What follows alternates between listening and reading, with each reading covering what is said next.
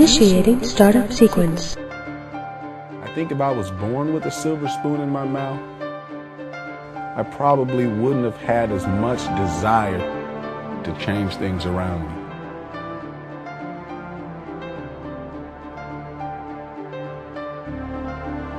Only on the internet can someone start where I started with absolutely nothing and turn it into millions.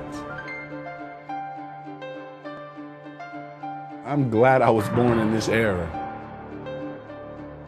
with such an easy and proven way to make money online. You know, there's never been a time like this. I know there's people living in nice neighborhoods, driving nice cars, making good money. Why not me? So here it is. My story.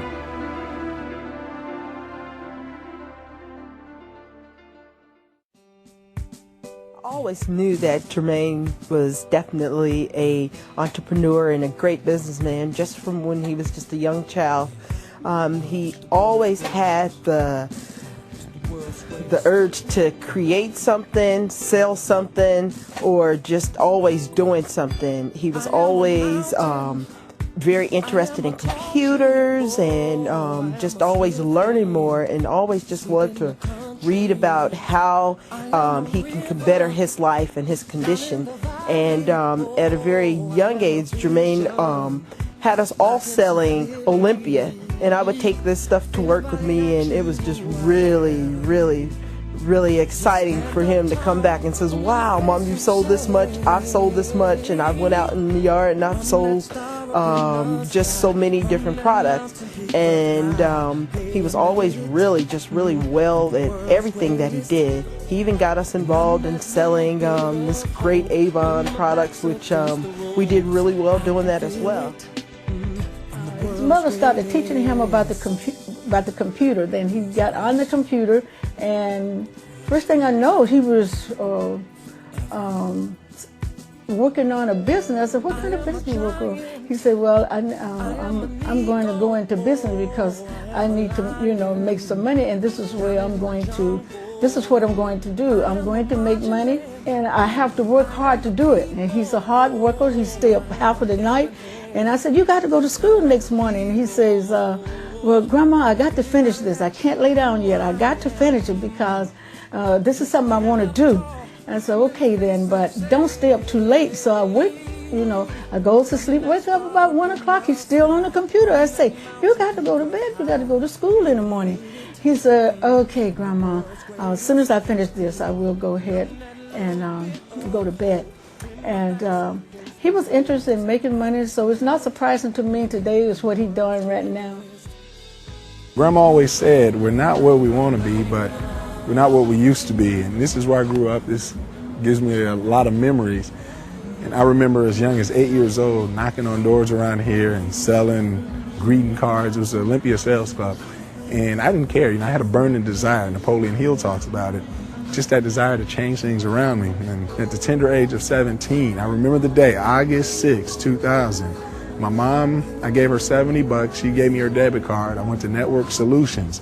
When domain names cost you, what was it, $70? And I remember registering here in Play.com, and I struggled $500 a month, maybe $300. That first month, I did make $70. And by Christmas, I think I was up to about $200, $300. And it was in this very area, in my grandma's one-bedroom apartment. She actually gave me her living room, and we used that as my office.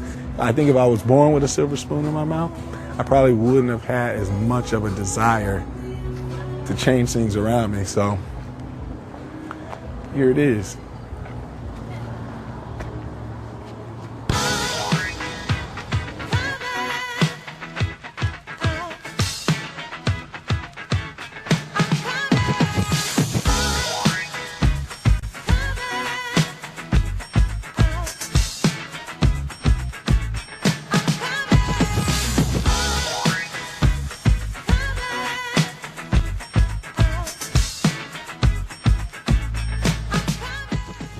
I met my husband in high school, you know, so as I can remember, you know, he was always doing Hear and Play. Back in high school, it was probably 3 books every now and then, 5 books, you know, every now and then. You know, we were your average, you know, regular couple in high school. We went to the movies, we grabbed a bite to eat, you know, but I do remember some dates that consisted of trips, long trips to the Office Depot or some of the local copy shops around the area. So we always spent, you know, some time there making books, creating books. You know, there weren't as many books then as it is now, of course. In college, I remember him giving me a call.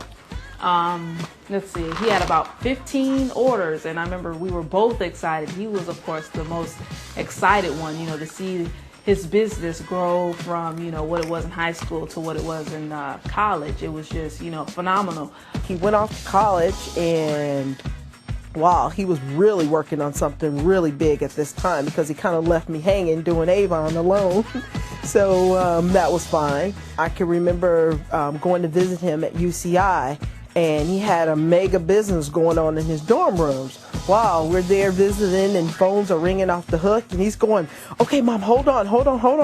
I'm taking a call. I could just remember this like yesterday. And at that point, wow, I'm like, Jermaine is really doing something important. And after he came out with Hear and Play, and he was always talking about Hear and Play, I could see the success of Hear and Play. I remember one Christmas that he just invited us all over, and he had the whole Christmas dinner, and wow, everybody's gifts was just, I mean, out of this world. He was throwing around thousands of dollars. I mean, I was really excited. I'm like, wow, Hear and Play must really be doing great things. I know you're probably seeing me get out of a nice car, but I'd be lying if I said it was always this way. With a nice car, nice neighborhood, nice family, nice house. But it didn't really hit big for me until college. See, I was making $300 to $500 a month, but I wasn't satisfied. You see, I had that burning desire to be very successful. And while $300 was great for a high school graduate going into college, $500 in a good month, I knew this wasn't going to make me financially free, and I wasn't helping enough people. Come on, 30 books a month, I wanted to sell hundreds, even thousands like we're doing today. So I had that burning desire to learn. I bought marketing courses. I connected with Corey Rudel. Everything I implemented in my business in 2002 was March. It seems like everything I did, some people would say turned to gold, but it was because I wasn't doing those things. So when you took a long sales page and applied it to my piano by ear niche, I mean, the results were phenomenal. Affiliate program, autoresponders, personalized autoresponders, pay-per-click.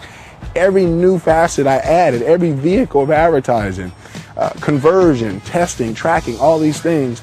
At the end of 2002, we had done 6 figures, $200,000. The next year, we doubled it to $400,000. That next year, we had made $890,000. The year after, we got into the $1 million zone. Now we're a $3 million company, having started from nothing but $70, a debit card and network solutions, registering HearAndPlay.com. So I tell this story to let people know that it doesn't matter where you came from. It doesn't matter, you know, what color you are, or how old you are, or your background, your creed. It doesn't matter if anything. The internet allows anybody to get on. There's never been a better time than now to create a business. And no offense to any of the older crowd, but I thank God for being born in this era and having it such an easy way, a vehicle, a method to make money online. It really doesn't matter what business you're in. There is a next level to your business. Like I said, where I was not enough. Where I am right now is not enough. There's always a next level.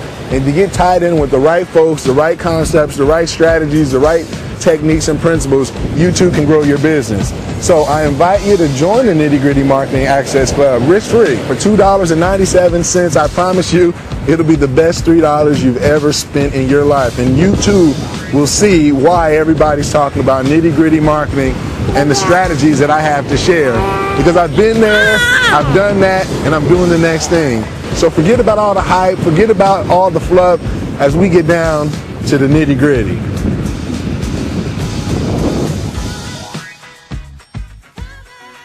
Initiating shutdown sequence.